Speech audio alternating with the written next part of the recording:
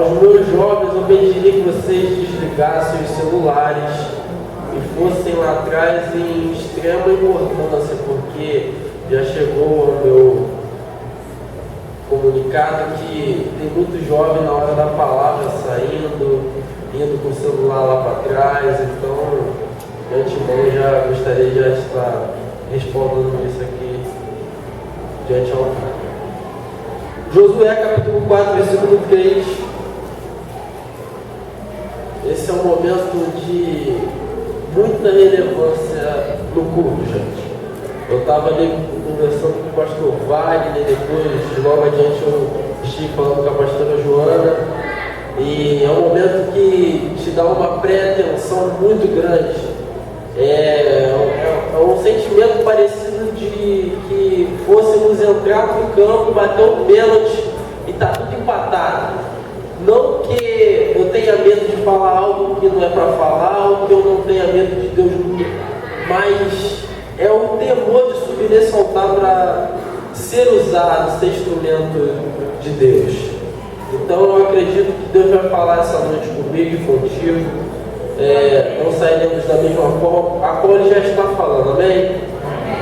Todos acharam? Digam graças a Deus. Amém. Hoje estamos um pouco analógico, então gostaria que todos acompanhassem nas vossas Bíblias. A palavra de Deus diz assim: e mandai-lhes dizendo, tirai daqui do meio do Jordão, do lugar onde estavam firmes os pés dos sacerdotes, 12 pedras, e levai-as convosco a outra margem, e depositai-as no alojamento em que haveis de passar a noite. Repetindo. E mandai-lhes dizendo, tirai daqui do meio do Jordão, do lugar onde estavam firmes os pés dos sacerdotes. 12 pedras, repita comigo, 12 pedras. 12 pedras. E levai-as convosco a outra margem, depositai-as no alojamento que haveis de passar a noite.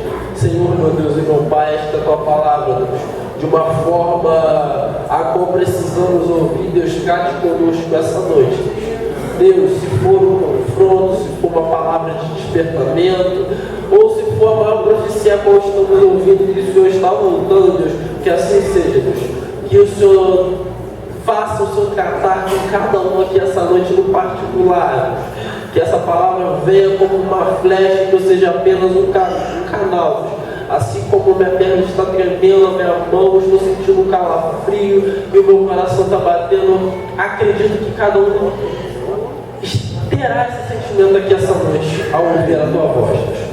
Deus, assim eu te peço, já te agradeço, não só hoje, mas para todos sempre. Amém, amém, amém. Queridos, eu já ia chamar o profeta Abel já. Essa palavra aqui ela é de um conhecimento muito vasto, acredito que todos conhecem. É uma palavra a qual relata a travessia do Jordão. E eu aprendi muito nesse texto.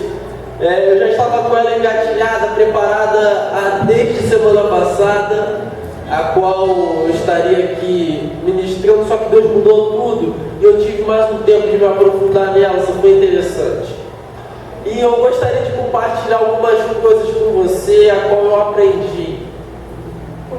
Essa manhã o pastor Edson, ele falou sobre pedras, e hoje à noite ele falou sobre pedras. E eu não sei o que Deus quer falar através disso, mas alguma coisa Ele quer falar. Eu carrego isso comigo, porque Deus, Ele de alguma forma, Ele fala com a gente. E esse texto aqui, a qual nos foi rogado, ele é muito interessante, porque antes de chegar nesse versículo 3 do capítulo 4, eu aprendi algumas lições que sucederam esse momento extraordinário na Bíblia. Eu entendo e eu aprendo que o Jordão da vida, só aprendemos a atravessar o Jordão com a arca. Esse assunto de arca me motiva muito, eu gosto de falar de arca, gente.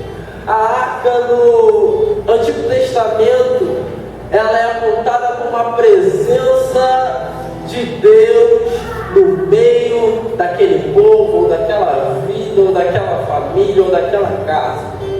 A arca tinha uma simbologia muito grande naquele tempo.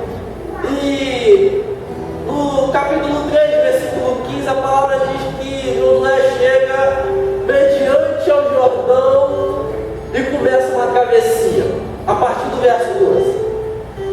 E as águas se repartem de um lado, de outro, e eles começam a atravessar. E o interessante é que os sacerdotes estavam com a arca. Eles começam uma travessia extraordinária naquele dia. Eles começam a atravessar, e a palavra